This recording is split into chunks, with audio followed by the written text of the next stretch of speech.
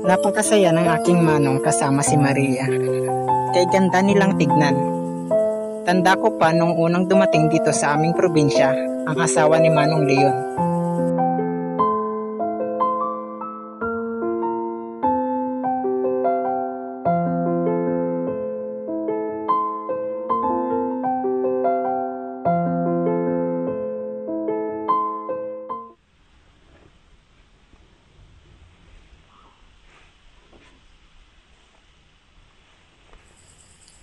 Bumaba siya mula sa karitela ni Mang Kasilin sa mabilis at mahinhing paraan.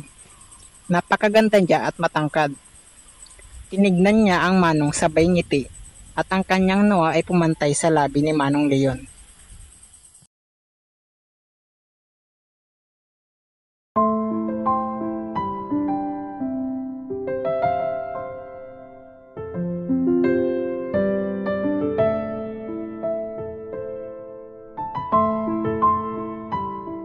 Ikaw pala si Baldo, siya naman si Labang. Marami akong naririnig tungkol sa kanya. Maaari mo na siyang hawakan.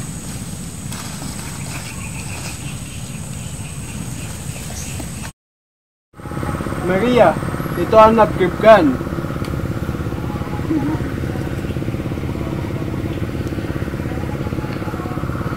Mahal na mahal mo talaga ang nag-grab ka, hindi ba naman? Hindi niya sinabing Maring, hindi ring Mayang. Doon ko napagtanto na mula pa noon ay Maria na ang tawag niya sa kanya. At yun din ang itatawag namin sa kanya. At sa aking isip, Maria, napakagandang pangalan. Itali mo na sa karatela si Labang bago pa sumapit ang gabi. Opo, Manong.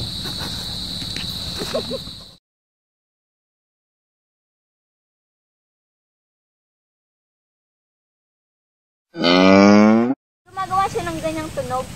Pa ako nakakarinig na yan noon. Talagang walang katulad. Wala pa ko narinig na katulad ni Labang sa buong mundo na umatungan na ganyan. Ikaw, kung ipagpapatuloy mo pang mga ganyan sinasabi mo tungkol kay Labang, baka di malayong magselos ako sa kanya, baka may love ako.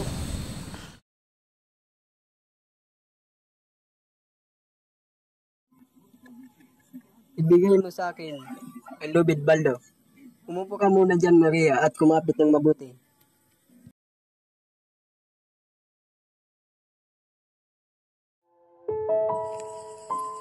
Umupo siya sa dulo ng karitela. Ang mga binti ay nagkadikit at nakagilid. Ang kanyang palda ay nakatakip upang ang mga paalamang niya ang makita. So, sagutin mo ako. Bakit mo tinak ang daan na waig imbis ng kameno riyan? Siya mang ang nag-utos sa akin para tahakin ng daan na waig, Manong. Maria, bakit kaya ito ginawa sa atin ni Amang? Nakakita ka na ba ng napakadaming bituin? Well, tignan mo sa dulong yun. Yun ang ating bituin.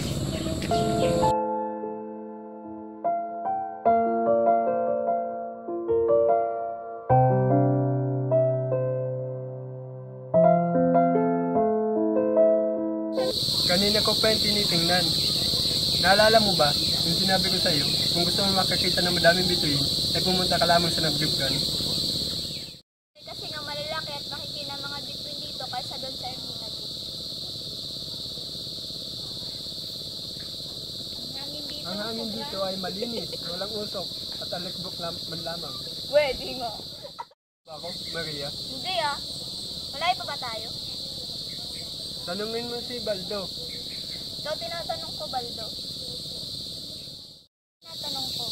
Maya-maya ay makakalis na tayo sa waig at dadaan sa bukid. Pagkatapos ng bukid ay ang bahay ni Manong Leon. Pakalapit na pala.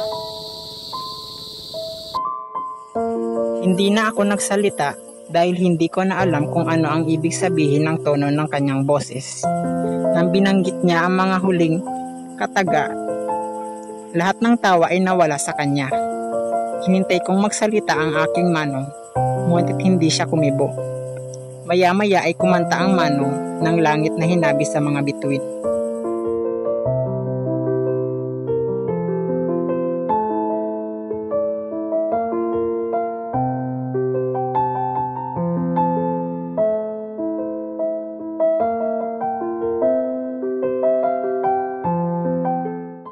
para makauwi na tayo ng maaga. Ano ba yung nagpapain dito? Mga malaking bahay, sasakyan, ingay, at mga tao. At masabuti nang wala sila Noel. Kaya, Wala bang gustuhan? nag-aalala ka pa rin ba? Nag-aalala ka pa rin ba?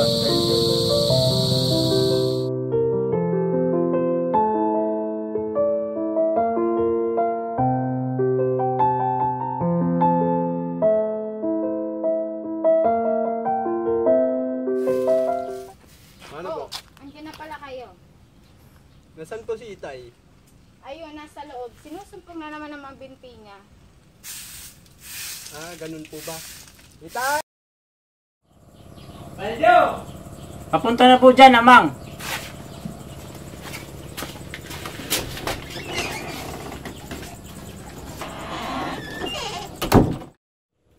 May nakasalubong ba kayo sa daan?